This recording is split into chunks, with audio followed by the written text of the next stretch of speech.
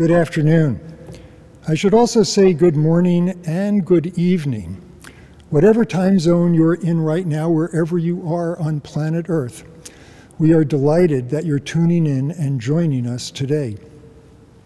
I'm Ira Schwartz. I'm the Associate Dean of Medical Education and Student Affairs at Emory University School of Medicine, and it is my privilege to welcome you all to this, the White Coat Ceremony for the class of 2024. On behalf of my many colleagues who have worked so hard and been so creative in just the past few weeks putting this event together, we are delighted you're here. I welcome you to Emory University and a distant but warm welcome to the city of Atlanta. A few weeks ago, fall happened here after a steamy summer, and we are now still enjoying warm weather in our temperate climate as our students spend more time outside getting to know each other and getting to know our terrific city. To begin with the obvious, and we do our very best here in medicine to be truthful and transparent to each of us, we are all very disappointed that we cannot be here together today in person. But we all understand that during these days of this global public health emergency, the requirements for staying healthy demand that we meet each other at a physical distance. And today, sadly, we are very distant from each other. But what you're about to experience is, through the magic of photography, film, and television, a skillfully crafted event that has been put together over the last few days in our medical school and in and around our quite beautiful campus. You will see all of our first-year medical students, a number of their clinical faculty, some staff, and hopefully you will get a sense of what they are experiencing as future physicians during these very challenging times. Finally, we are here today because we strongly believe that these current distancing public health precautions should not prevent us from recognizing our dedicated and brave new students, from celebrating the beginning of their medical education and education that will continue for the rest of their lives, and finding joy, an all too infrequent feeling for most of us these days, finding joy during today's event. In the future, surely there will be safer opportunities to travel, for families and friends to be physically together in the same place at the same time. And we at Emory will look forward to meeting you when you come to visit to explore our campus and our exciting city. So thanks for your flexibility and your patience.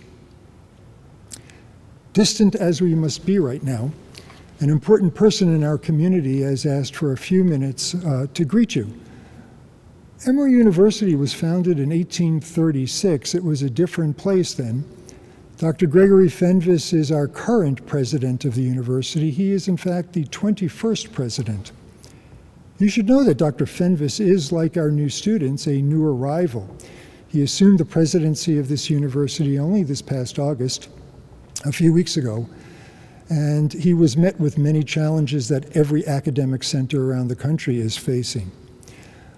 It's interesting that Dr. Fenves was trained as an engineer. He is an internationally renowned structural engineer who has done important research that has helped engineers and architects understand seismic forces. Now, we're glad to say that there aren't too many earthquakes in Metro Atlanta, but we're also glad to have a guy who's running the place who's not scared when the earth feels like it's shaking. Dr. Fenves has already been around the medical school. He spent time with a few of our medical students, and we at the medical center look forward to working with him to meet the special challenges that we face in medical education. Ladies and gentlemen, I'm honored to present to you the president of Emory, Dr. Gregory Fenves.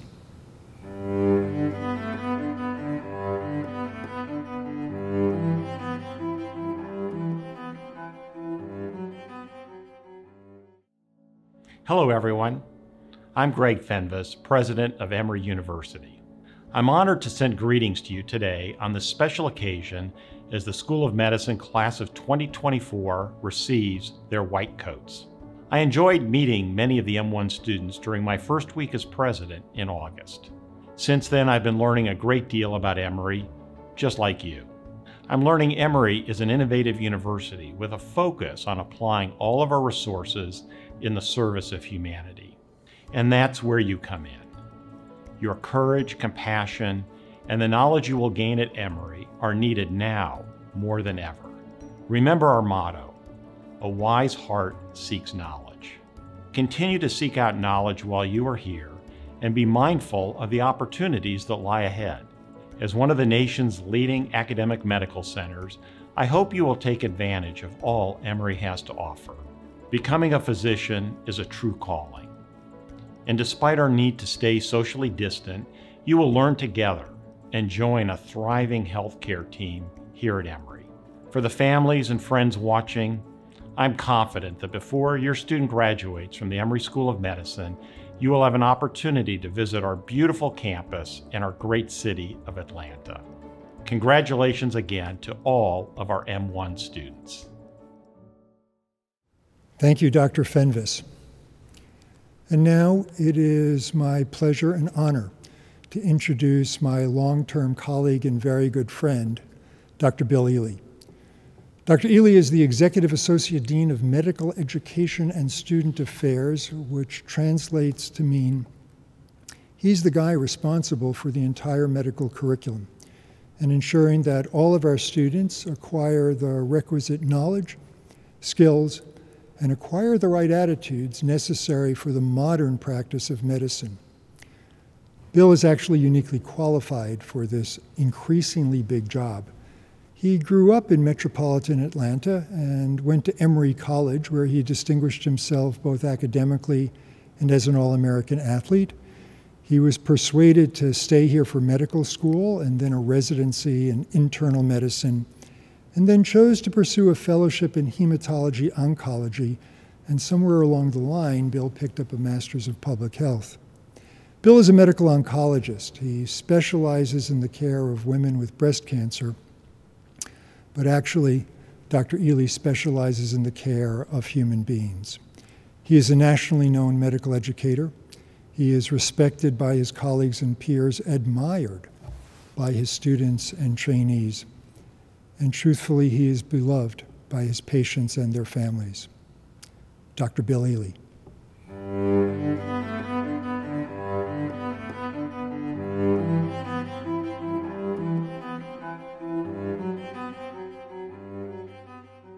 Thank you, Dr. Schwartz, for your kind words.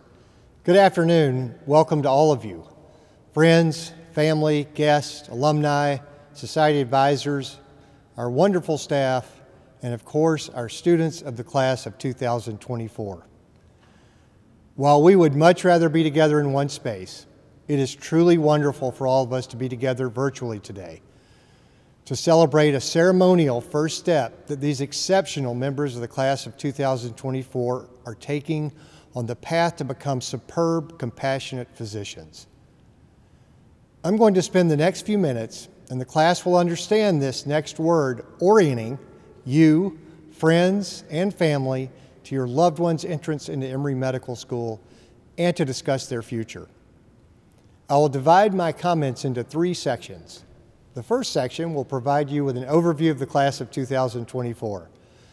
The second will provide you with an update on their academic experience thus far, with some additional thoughts about the challenges associated with entering medical school.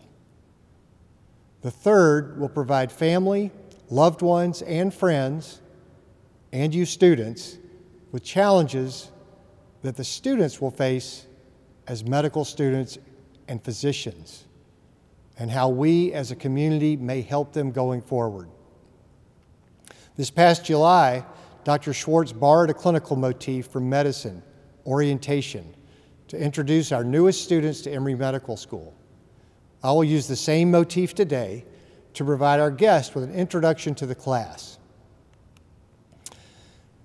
As you can see from the slide, our class is predominantly female, as is the national trend of students entering medical school.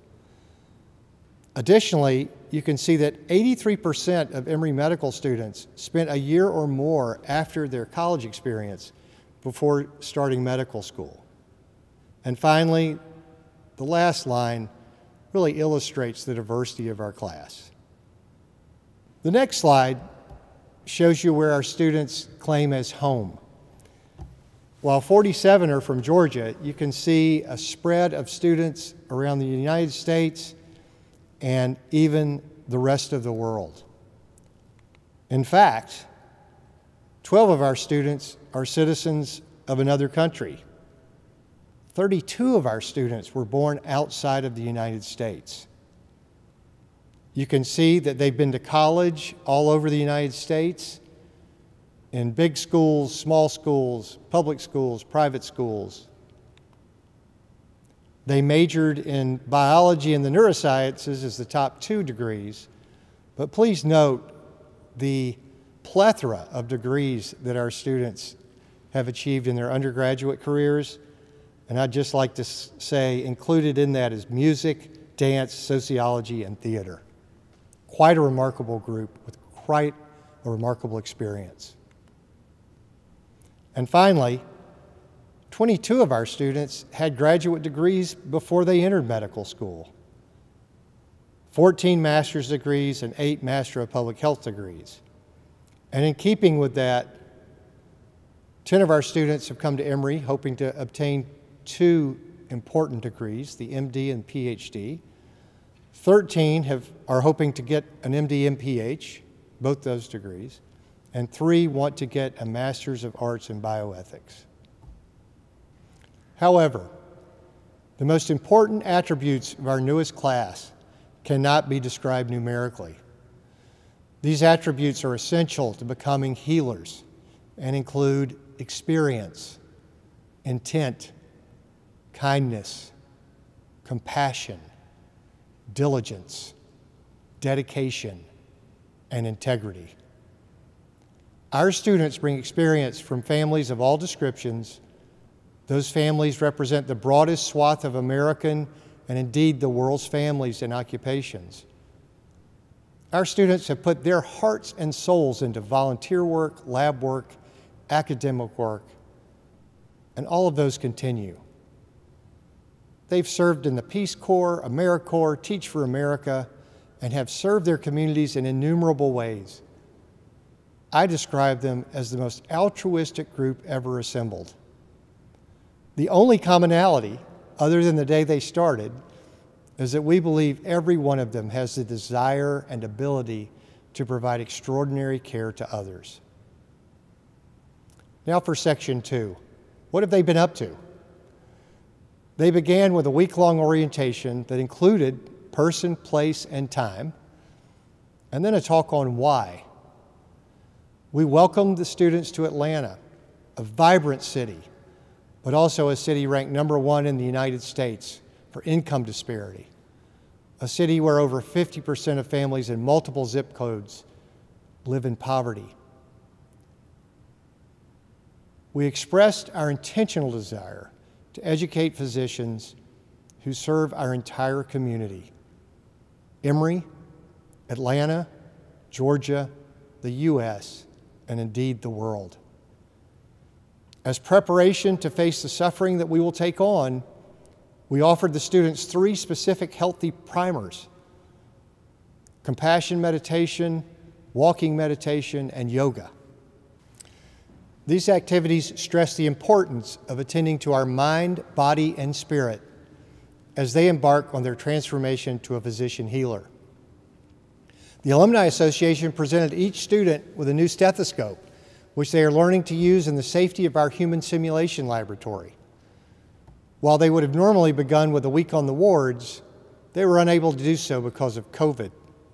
Instead, they got an extra week of learning what it means to be in our community as a student physician.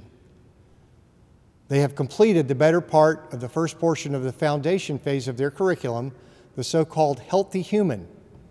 It has included Prologue 1, an introduction to the social determinants of health and disease, human development, embryology, neural function, integrated human physiology, and as of yesterday, nutrition and metabolism. Beginning with the healthy human is a deliberate attempt on our part to emphasize the goal of remaining healthy for us and our patients. During these first modules, they have also begun to expand their listening skills to take a history. We have begun their instruction in the age-old methods of observing, feeling, poking, prodding, and yes, invading the human body. For those of you who may be worried that the students are not receiving their dose of science, and at the risk of reminding some of the students of their ongoing travails, I would like to provide 2 slides as examples of what they are facing.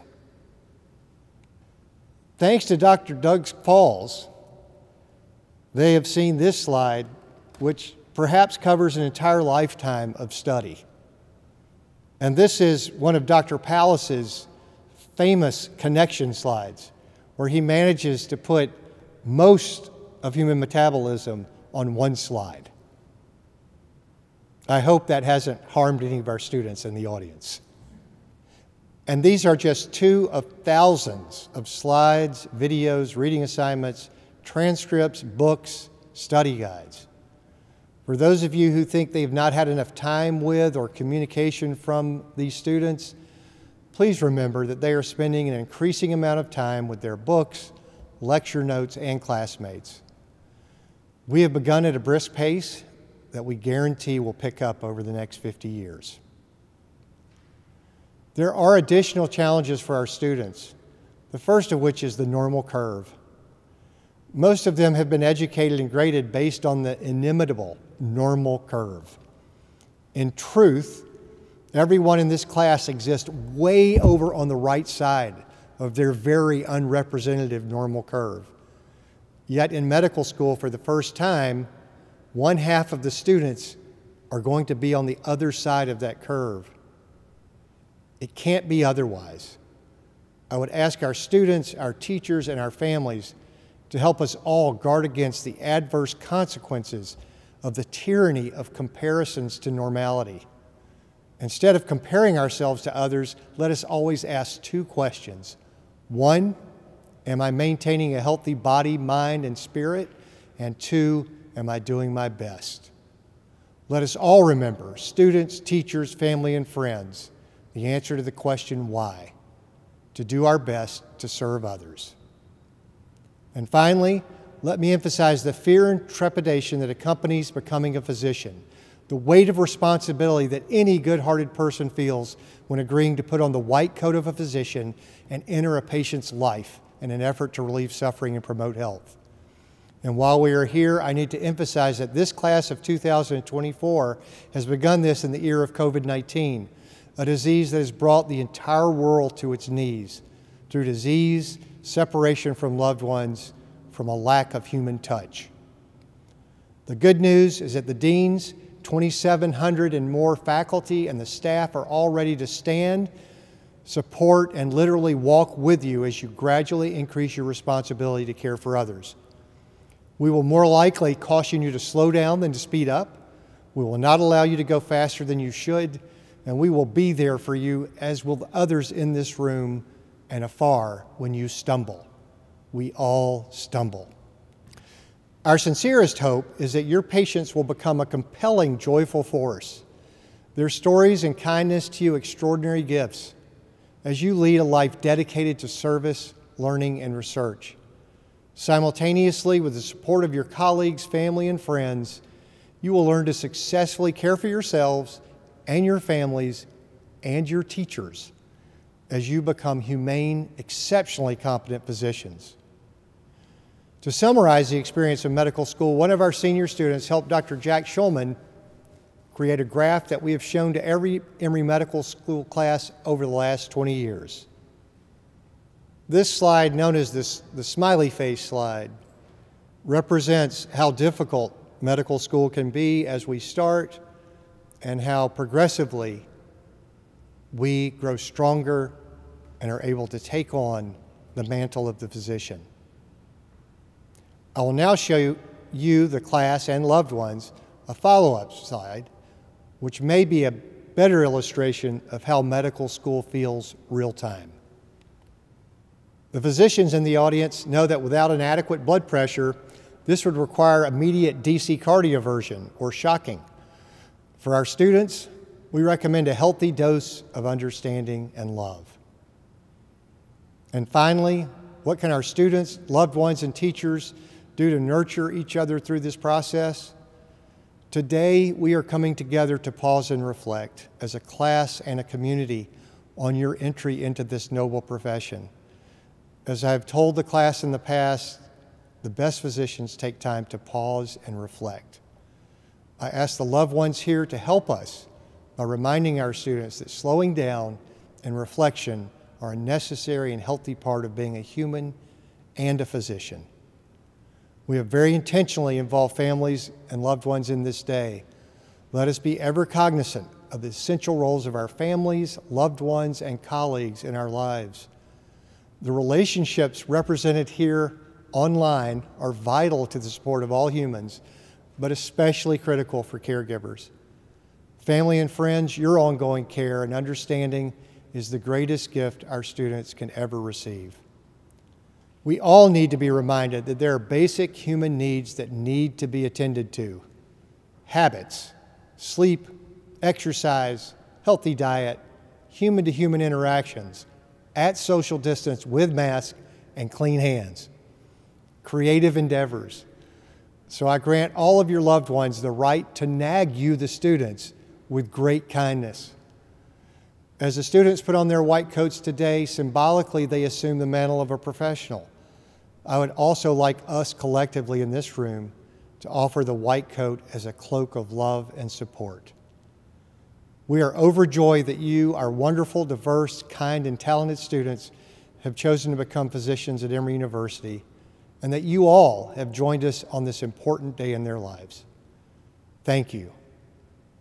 Every year at the white coat ceremony, after our students don their coats and walk off the stage, they are handed a book. This year, the students received the book after creating their own white coat video. This is a very special book. On Doctoring is an anthology of prose and poetry that has been written by or about doctors in the practice of medicine. Its first editor was one of Emory's greatest doctors, Dr. John Stone. Cardiologist, parent of emergency medicine, poet, teacher, friend to medical students. The book was generously donated by Dr. Jordan Messler, an internist who trained at Grady Memorial Hospital and, like so many of us, found great inspiration in Dr. Stone's poetry, prose, and friendship. Dr. Messler and your faculty hope you find meaning and sustenance in the writings found in this volume. And now I am honored to present to you the class of 2024 and their small group advisors as the students receive their white coats. Our curriculum is designed to have medical students learn the practice of medicine from experienced and skilled clinicians. For each class, 16 such physicians are honored to serve in one of 4 societies as small group advisors. These faculty meet several times every week with small groups of students, and they assume great responsibility for the professional development of our student doctors. These small group society advisors play a critical role in teaching a variety of skills to our first-year students, shaping professional attitudes and helping our students understand the clinical application of the scientific knowledge they are learning. I will call the roll of students as they appear donning their white coats with the assistance of their faculty advisor. The order of the students is as listed in the program by society and small group. This class has exceptionally beautiful, challenging names, and I ask for your understanding ahead of time as I do my best to announce each student.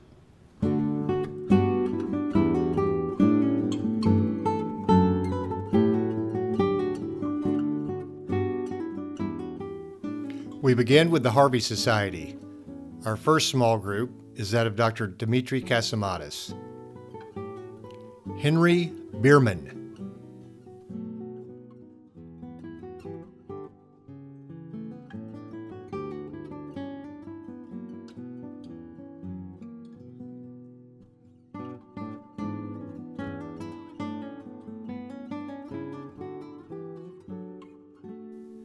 Maximilian Peter Brady.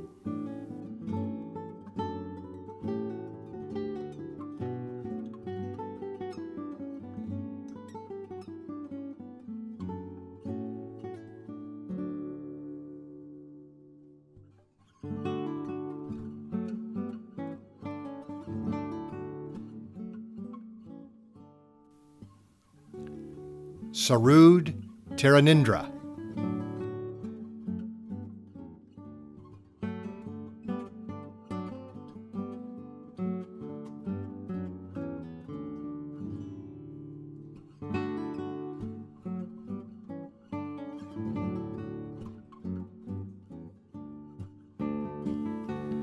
Nathaniel Donovan Forrester.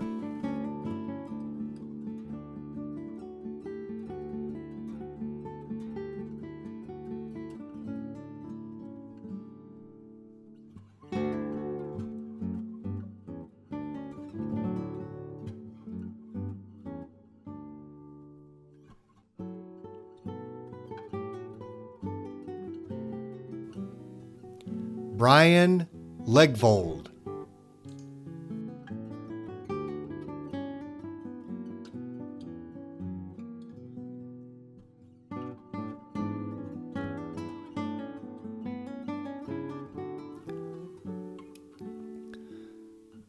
Madhumita Manavanan.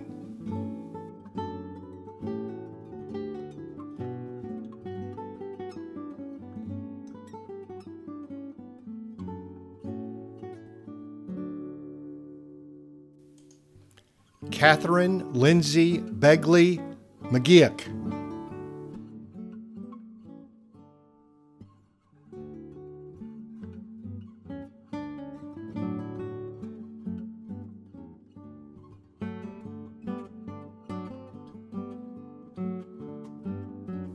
Sandra O. Pepra.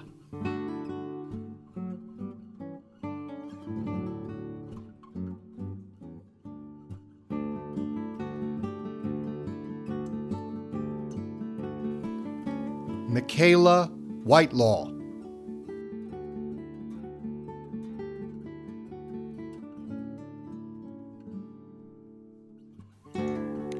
Our next small group is led by Dr. Robert Dixon. Srinidhi Bharadwaj.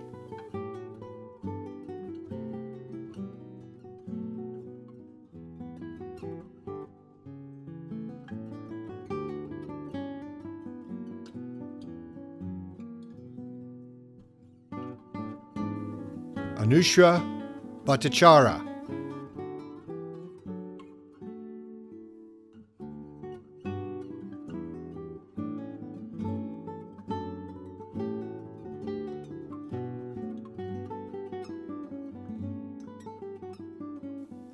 Matthew Deshawn Carroll.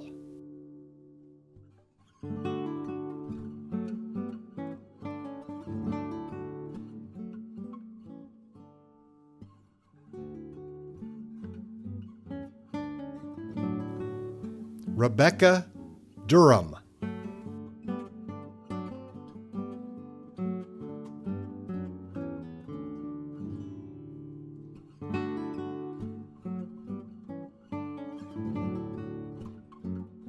Benjamin French.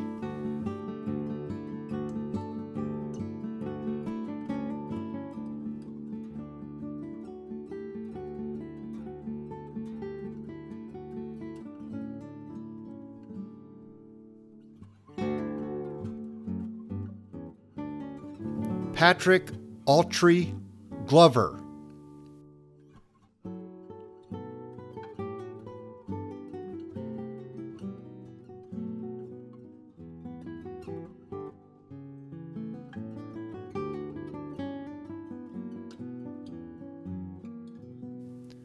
Rebecca Leibowitz.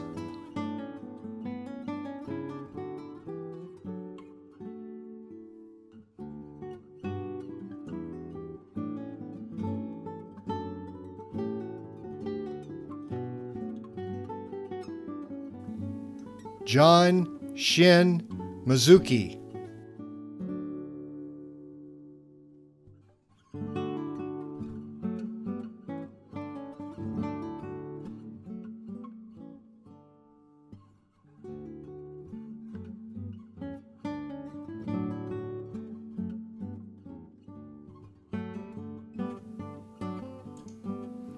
Areo Liowa Olakunle.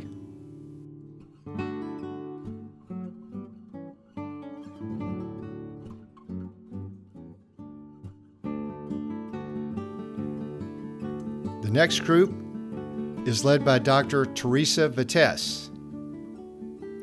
Zion ASSAYE.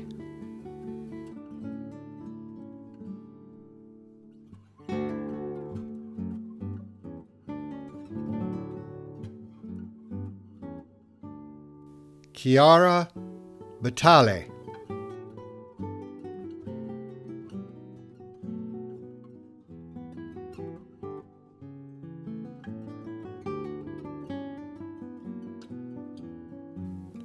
ANGELICA DELZOMPO.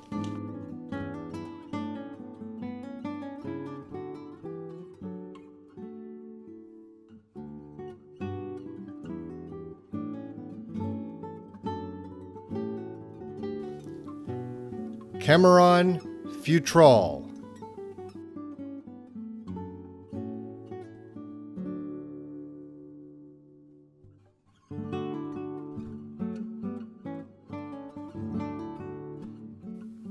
Emma Jane HOLLENBERG.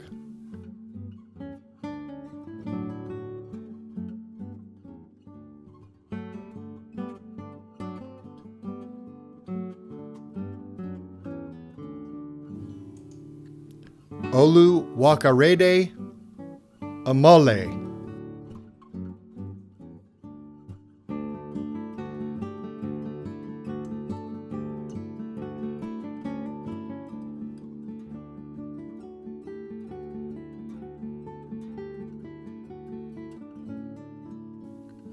Rebecca A. PANKOVE.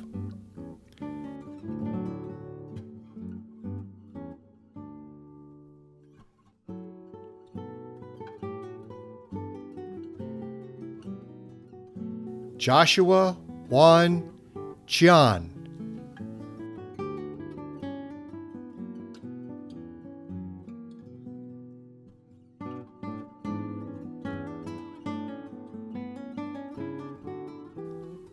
Josue M. Rodriguez.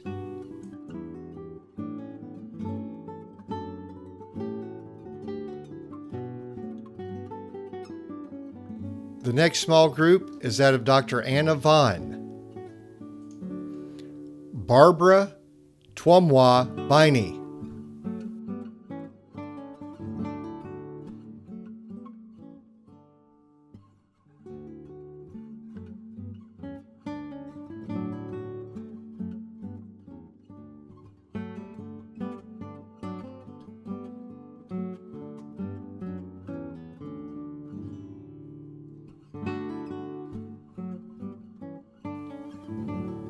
Kevin Cuneo.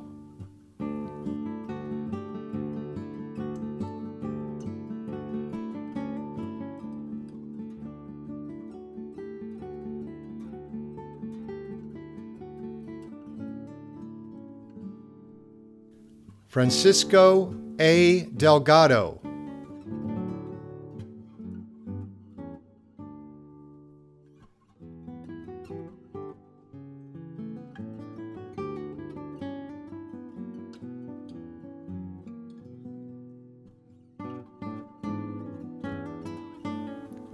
Annalise Getz.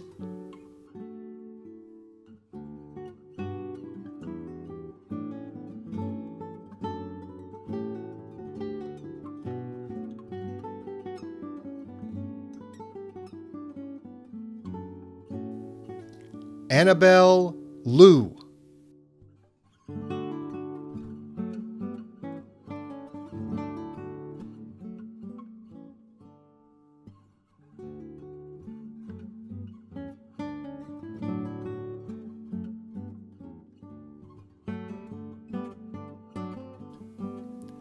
Dennis Olstrom.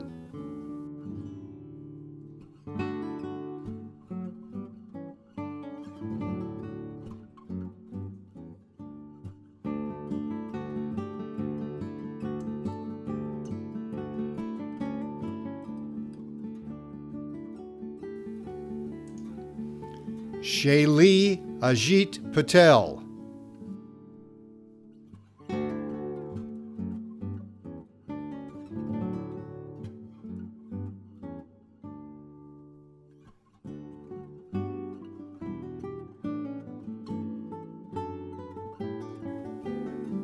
Ilana Pollock.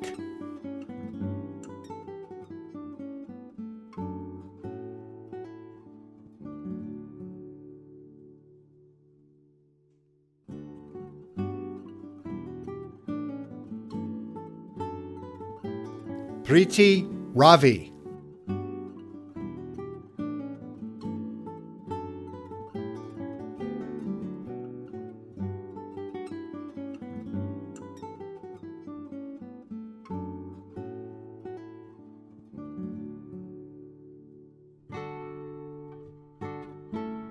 We now continue with the Lister Society.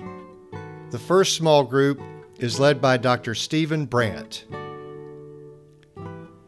Edward Chang.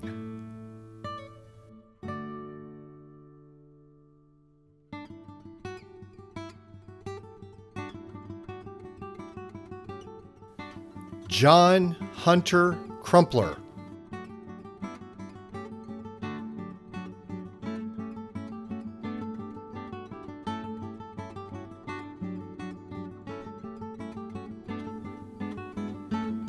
Ronnie Ahmed Festook.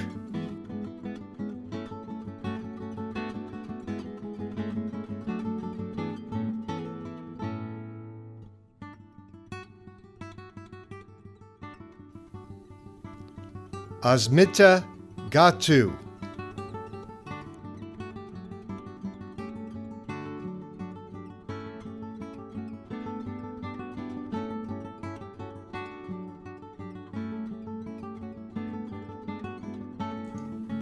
Elizabeth Rieger.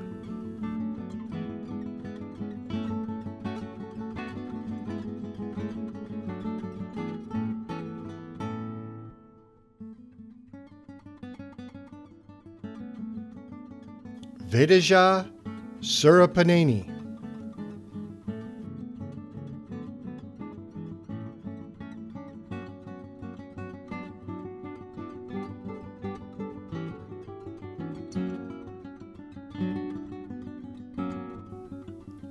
Mariam Torres Soto.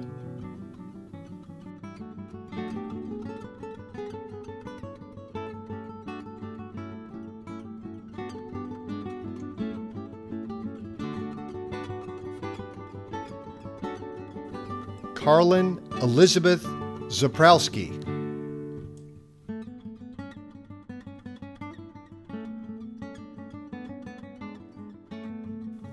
The next small group is led by Dr. Lisa Flowers. Jordan David Cuchero.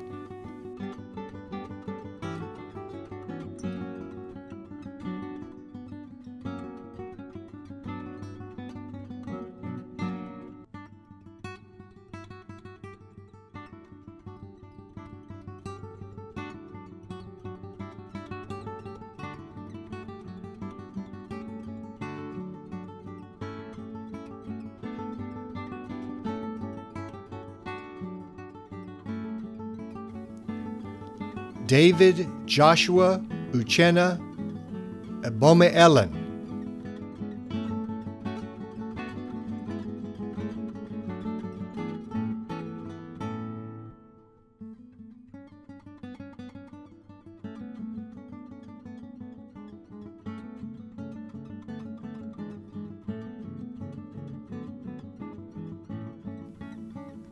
Sarah Mary Joseph.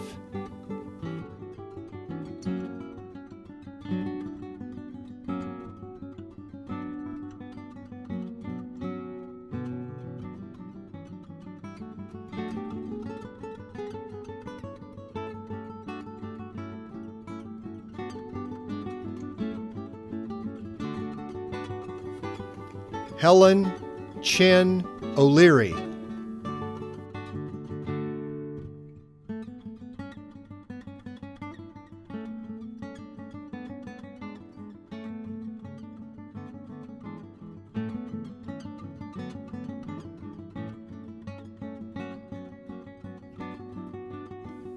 Laura Annika Schwieger.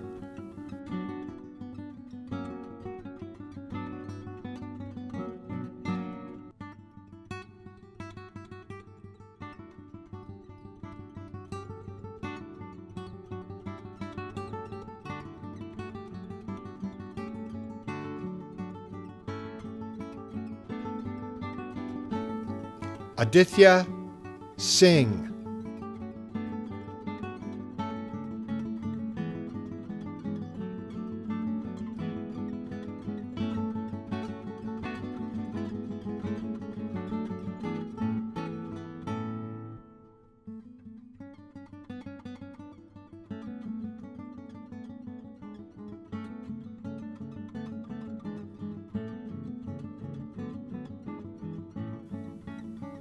Amitej Vinapali.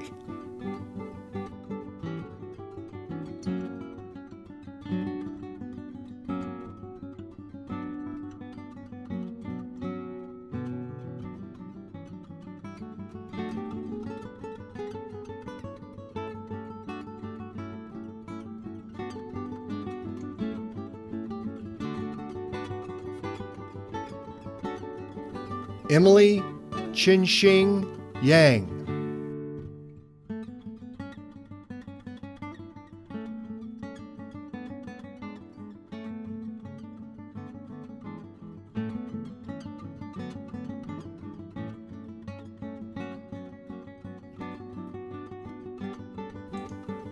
The next small group is led by Dr. Andrew Furman. Samuel Bennett.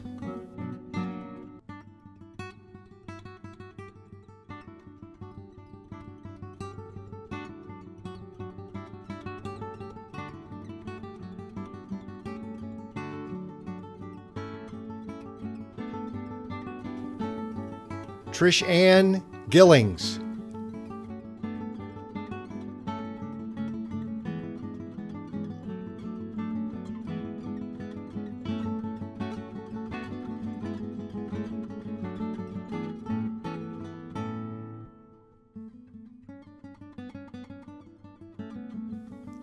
Helen Yi-Wen Lee.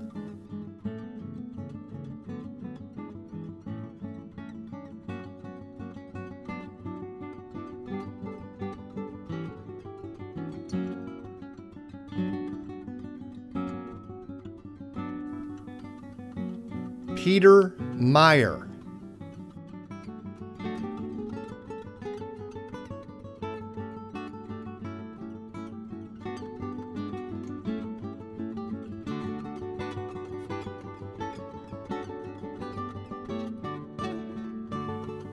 Jenna Scott Powers.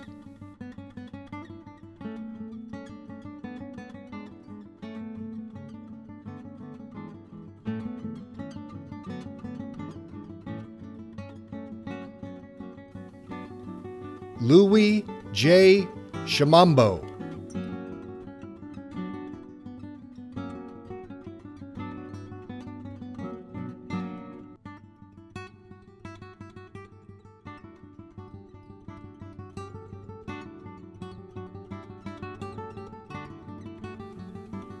Rachel Siegel.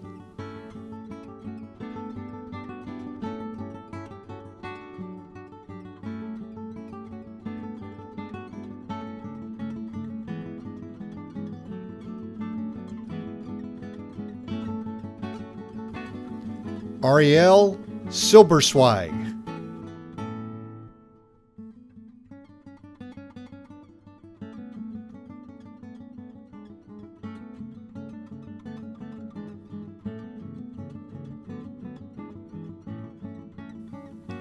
Benjamin Schornstein Williams.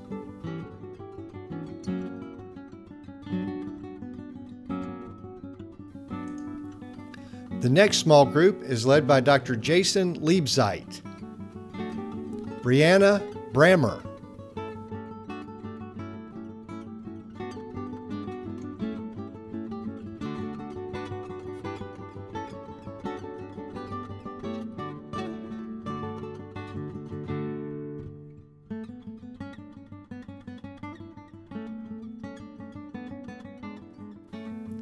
Amelia A. Floody.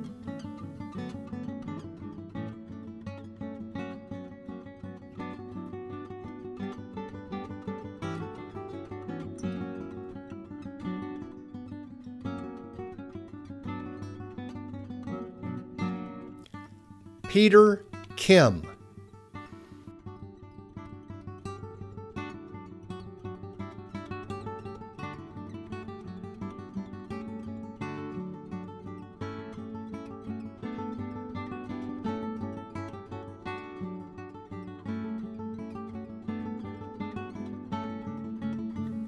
Irene Liu.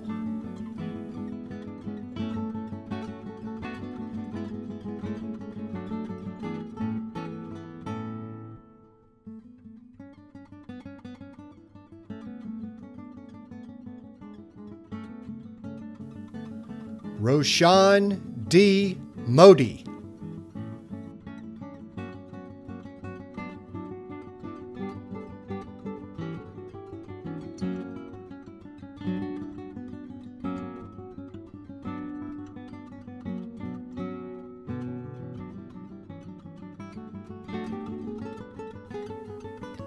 Marta Elias Taye.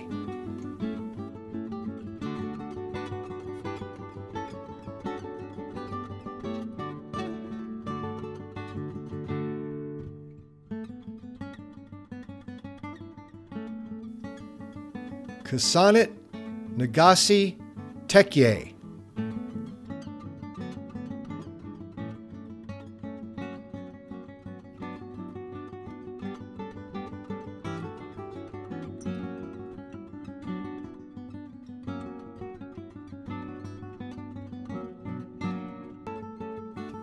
Alexander Yu.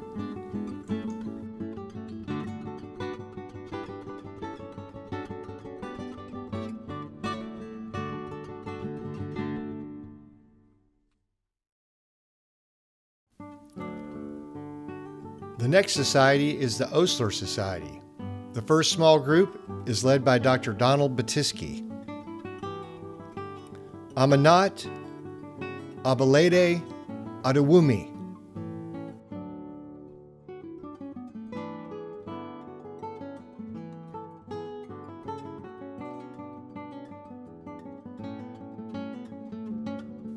John Robert Galvin.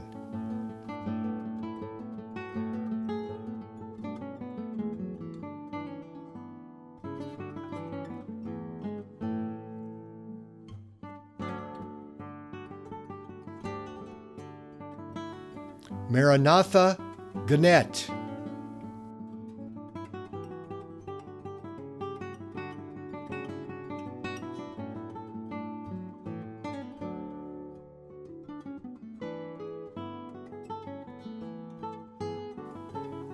Drew Gertzog Gerber.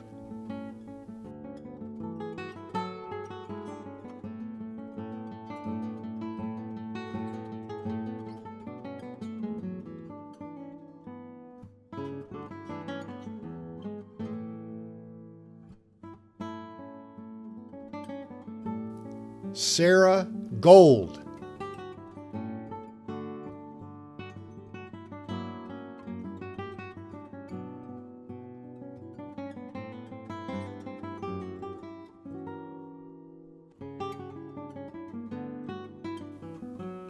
Alexandra Caridad Lovett.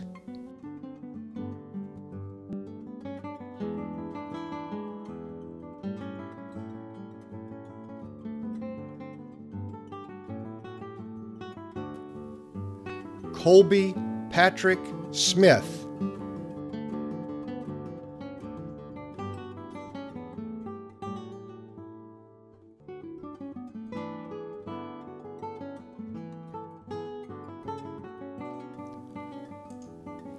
Vikram Varadarajan.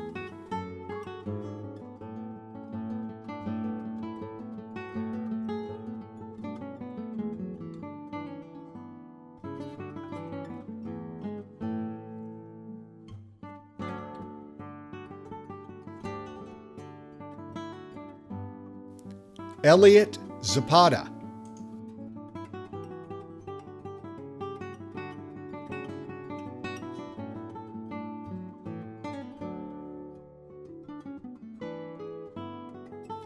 The next small group is led by Dr. Mara George. Serbi Berrywall.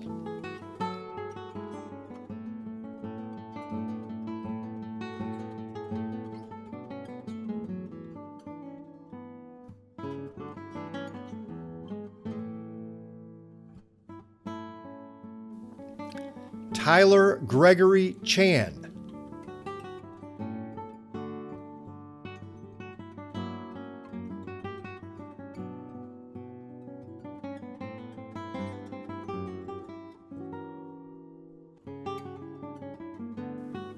Richard Chin.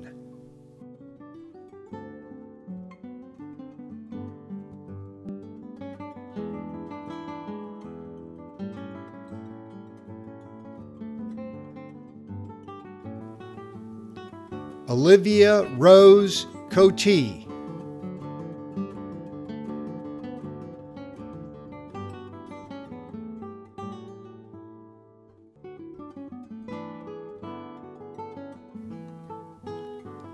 Kamaria Dansby.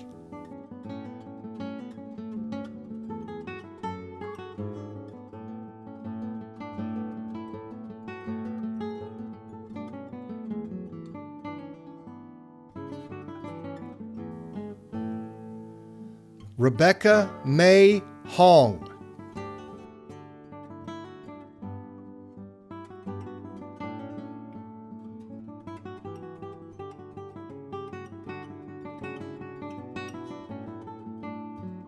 Hussam Abdul Karim Katir.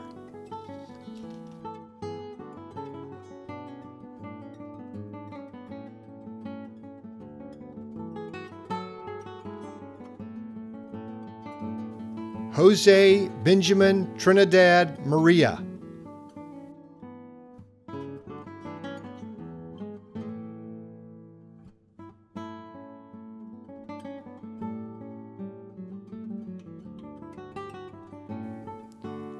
Elizabeth Hygiene Zeichner.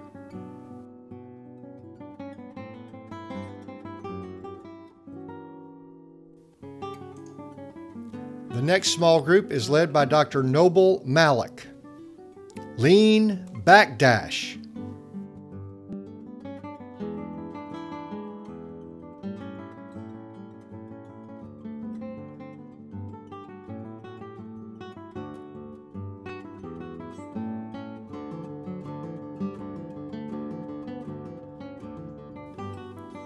Andrew Alexander Fuquay.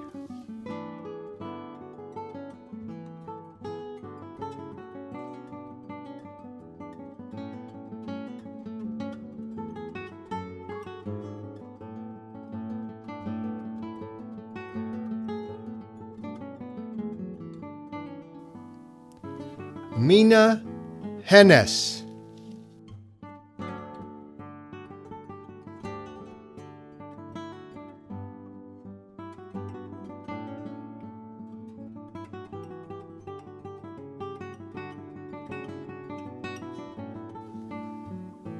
Kayla Holder.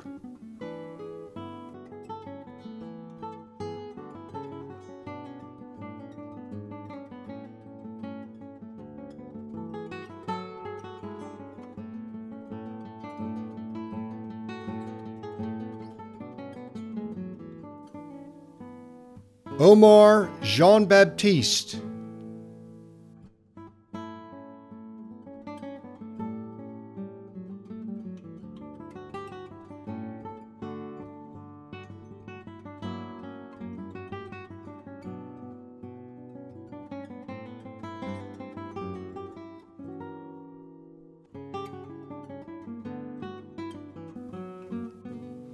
Ambika Menon.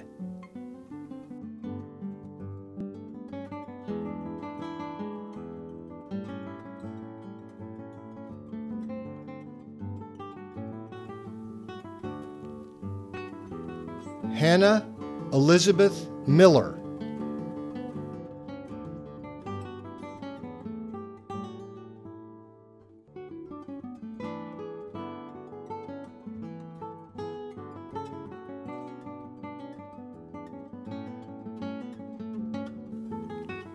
Ethan Roback.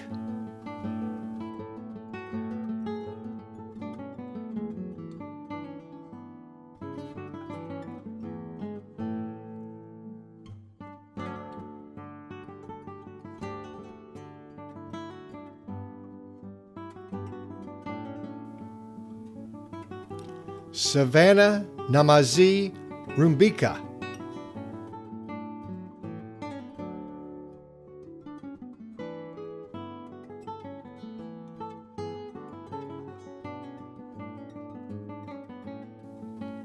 The next small group is led by Dr. Martha Ward, Ann Albright,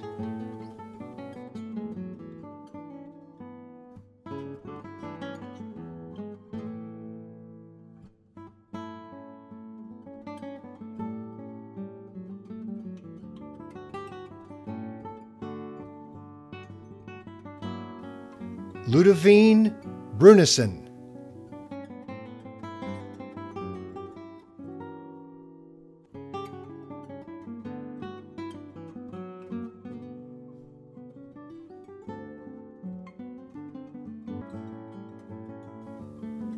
Andre Joseph Burnham,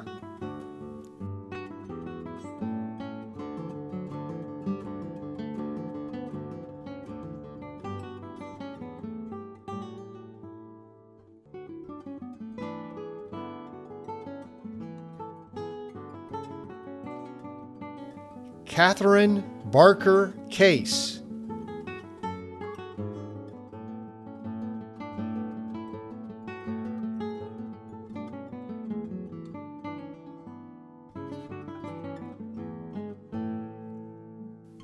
David Gelston,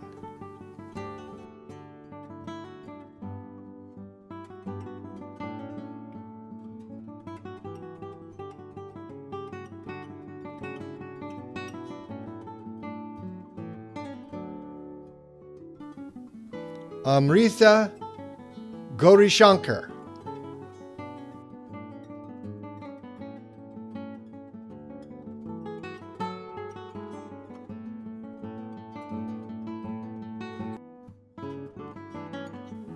Abasola Christy Oso,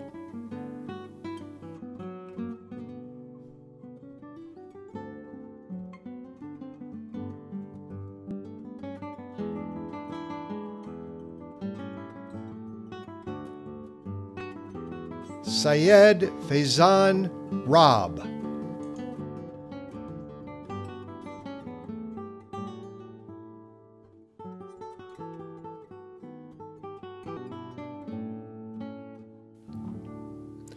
We will now continue with the Semmelweis Society and begin with the small group of Dr. Joanna Bonsall. Avni Sheel Ahuja,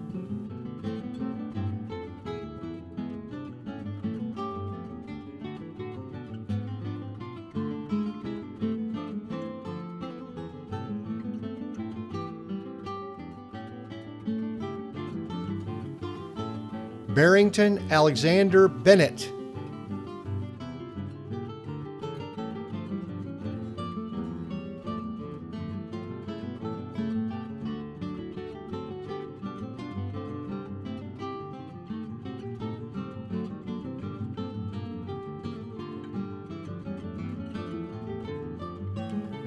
Mary Anna Buser,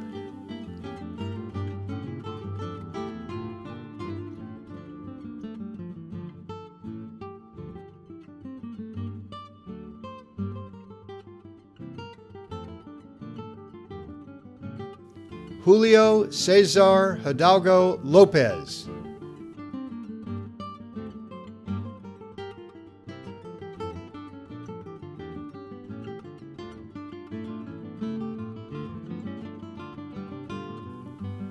Kristen Liberty,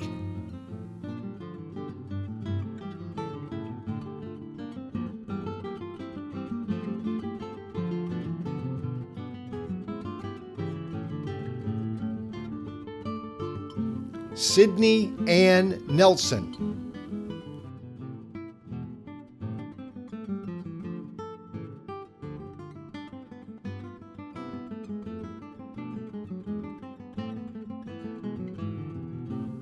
Rebecca Lee Shama,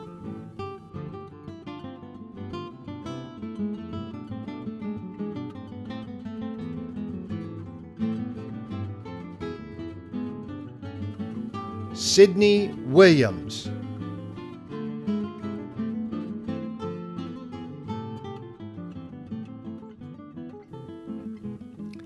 we will now continue with the small group led by Dr. Daniel Dressler. Morgan Banks.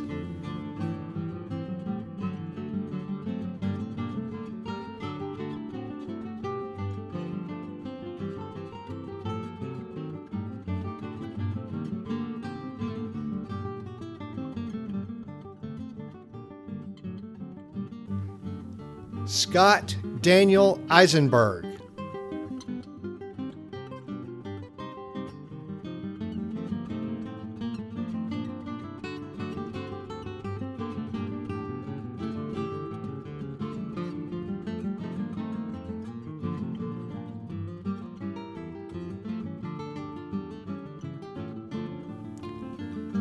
Clevie Galoshi.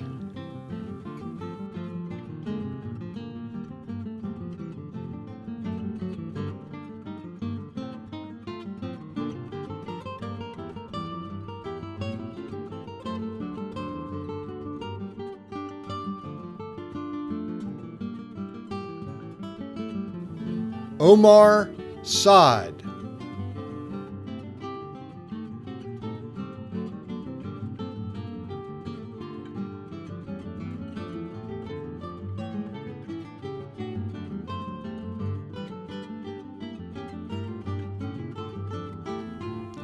Dong Gun Shin.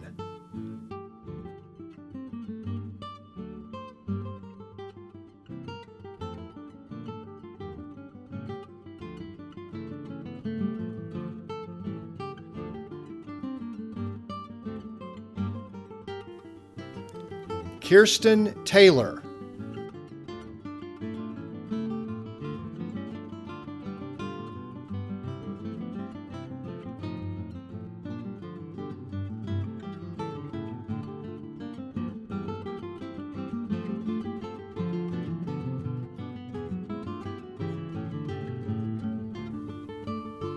Bryce Williams.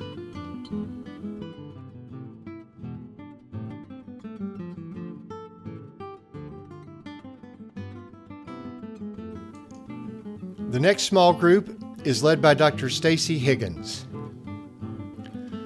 Ariba Afreen Abid.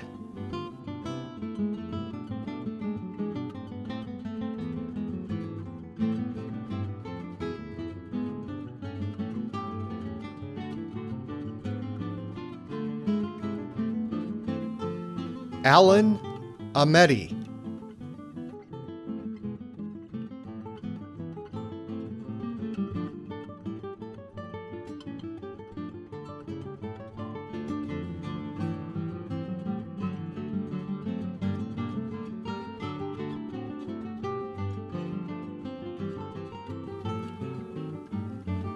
Esha Banwat.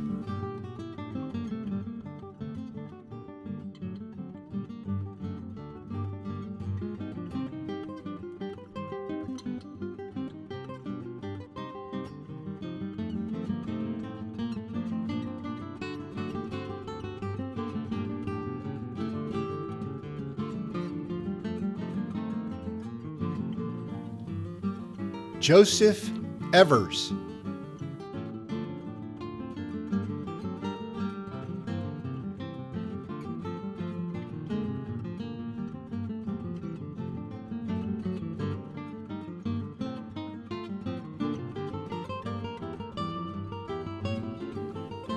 Juliet Fink.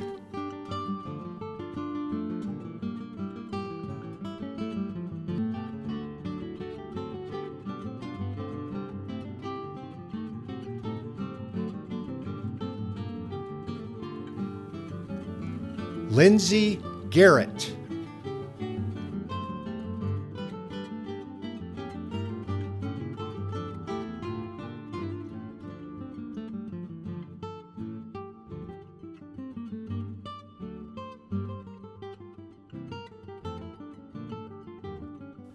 Ashley Lauren Harriet.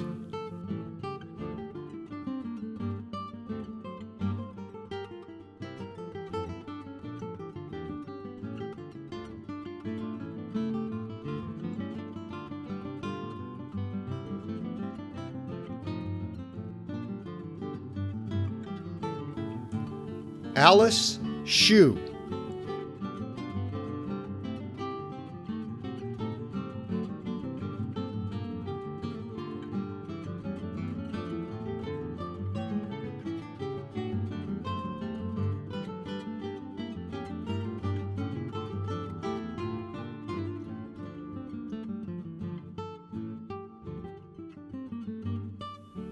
C.J. Hutchison.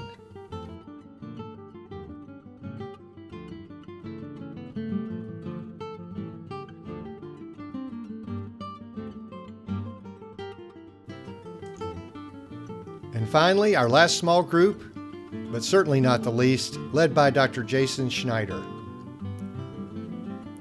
Rebecca Lauren Cox.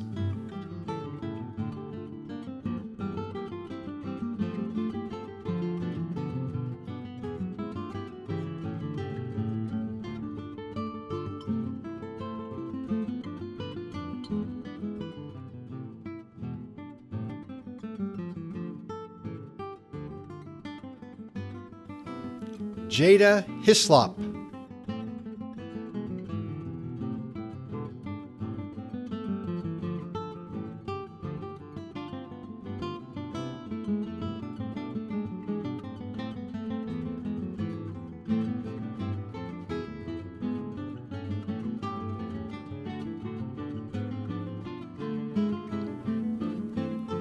Jade Howard.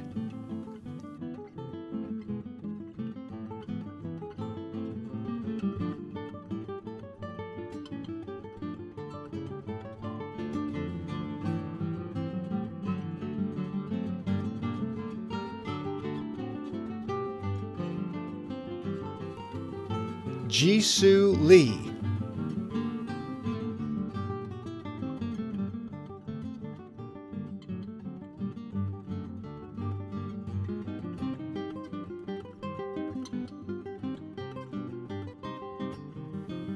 Anudeep Sai Nakiri Kunti.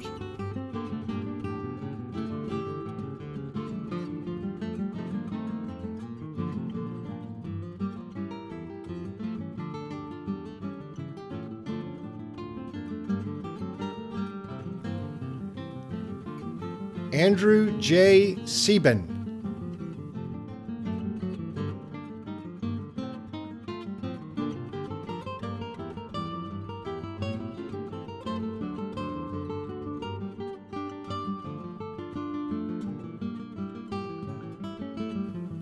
Kenneth Williams.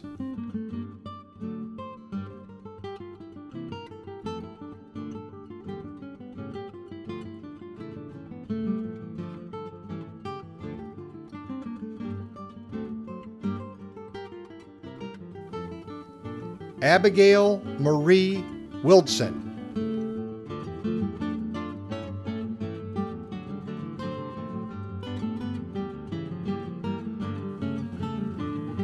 All, please give a round of applause wherever you are to the class of 2024. Thank you, Dr. Ely. Our ceremony is nearly over, but before we end, I ask your indulgence for a few final minutes and a few final comments that right now I address specifically to you, the class of 2024, our first-year students. When we first met each other, it was mostly remotely. It was, I will remind you, a sunny Monday morning, July 20th, which was less than 12 weeks ago, although it may seem a lot longer to some of you.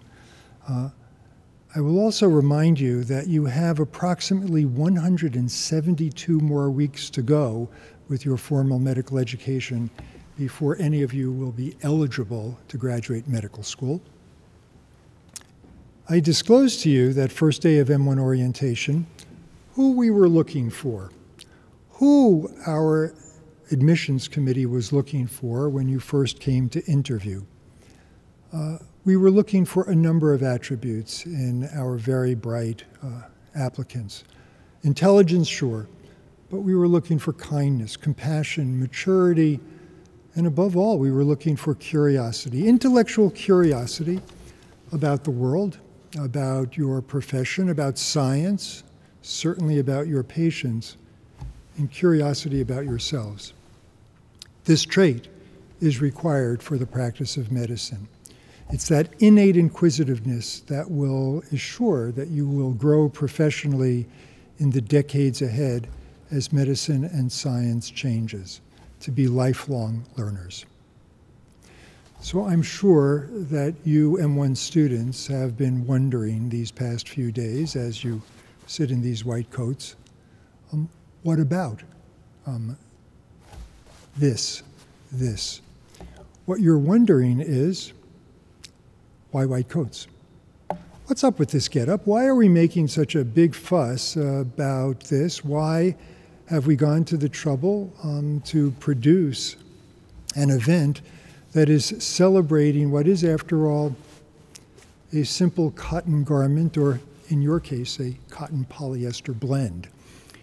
After all, in our society, there are other individuals who wear white coats but don't seem to enjoy a white coat ceremony. This gentleman goes to work every day and he wears a white coat, but he didn't have to sit through a white coat ceremony for his job. There are some people who wear thicker, niftier white coats with white hats. Even if you go to culinary school, there's no white coat ceremony. There are some individuals on this planet, and maybe you've seen them, who are literally born with a white coat.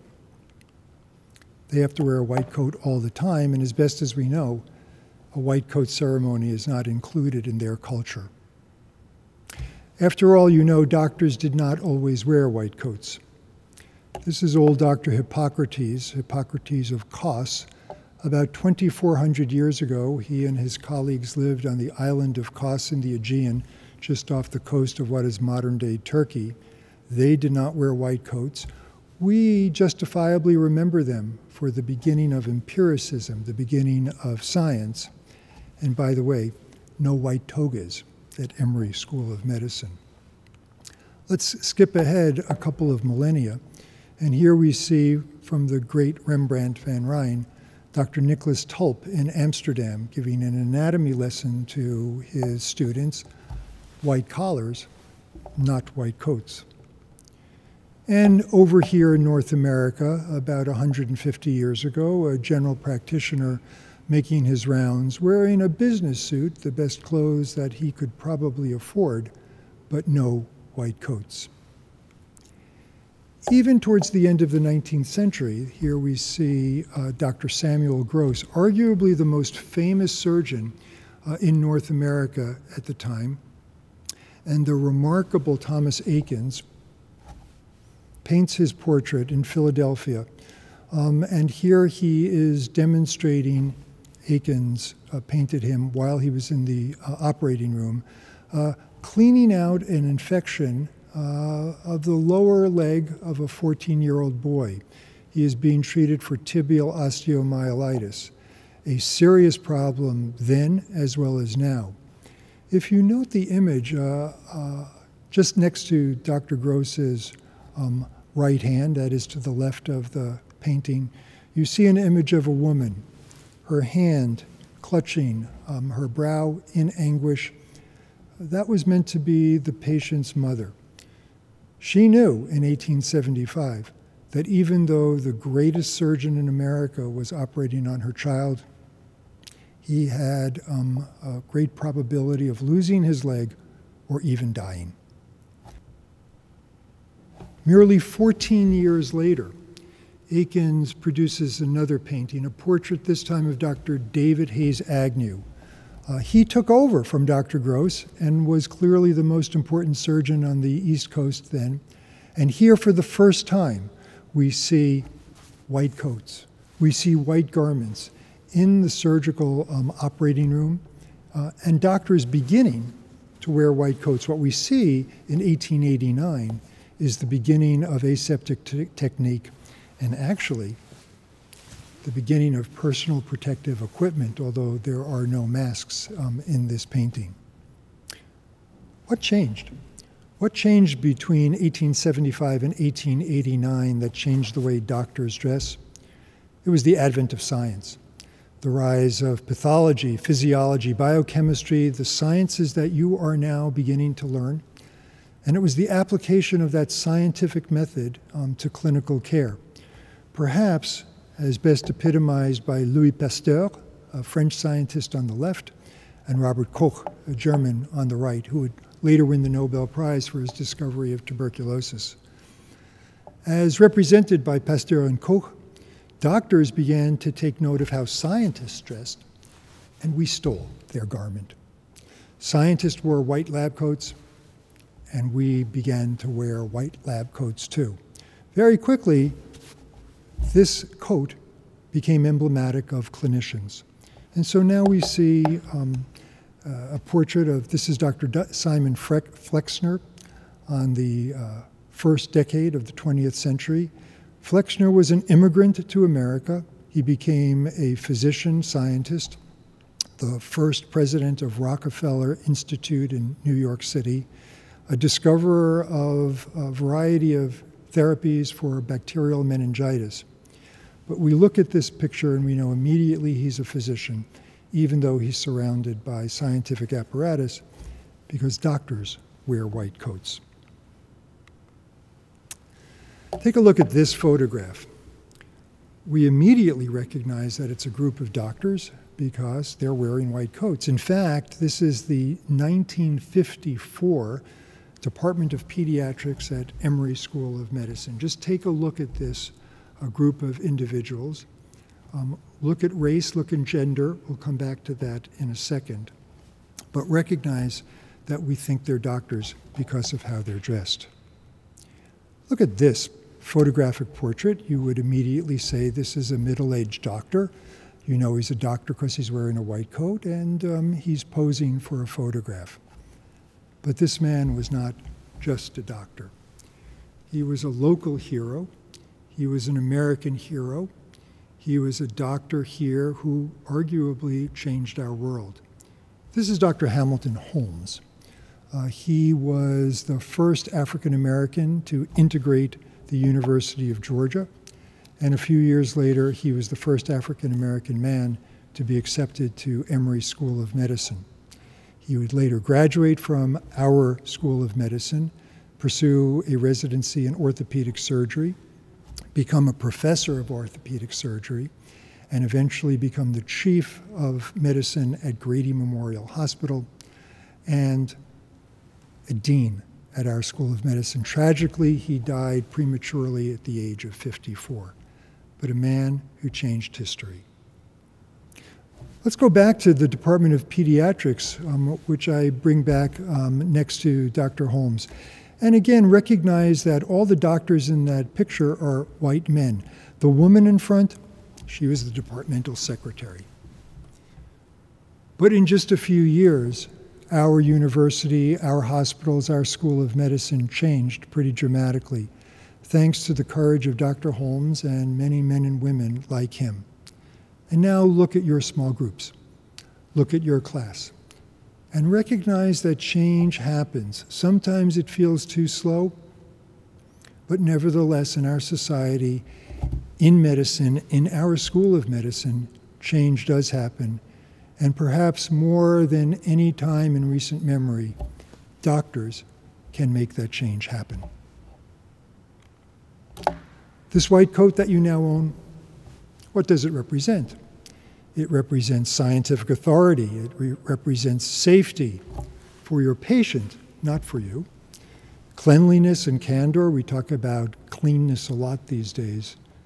Compassion and power.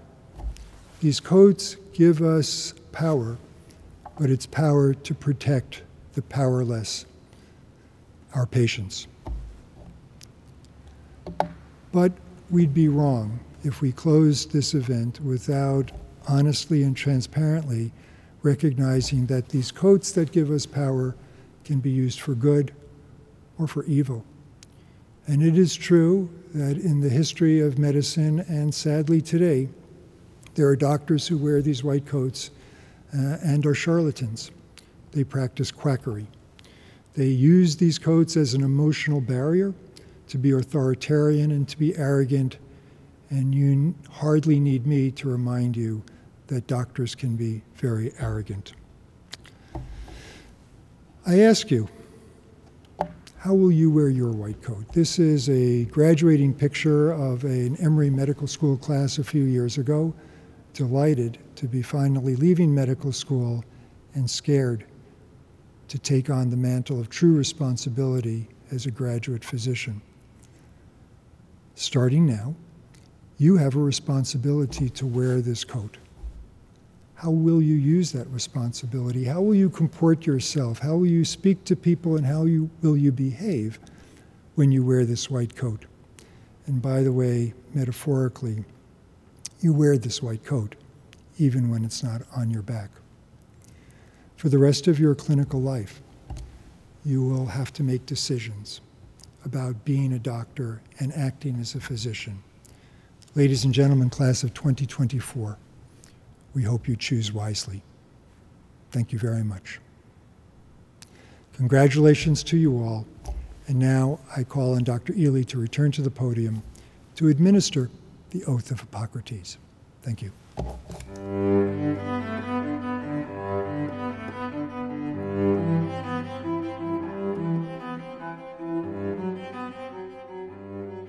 Thank you, Dr. Schwartz. I would like to now ask that our class of 2024 stand wherever you are, and all physicians in the audience, please join us as we recite together the oath of Hippocrates. The oath is found in today's program and will be projected on the screen for your viewing. Let us begin now together. As the ancient Greeks swore by their pagan gods, so do I solemnly affirm that as a student in medicine at Emory University, according to my ability and judgment, I will keep this oath and stipulation.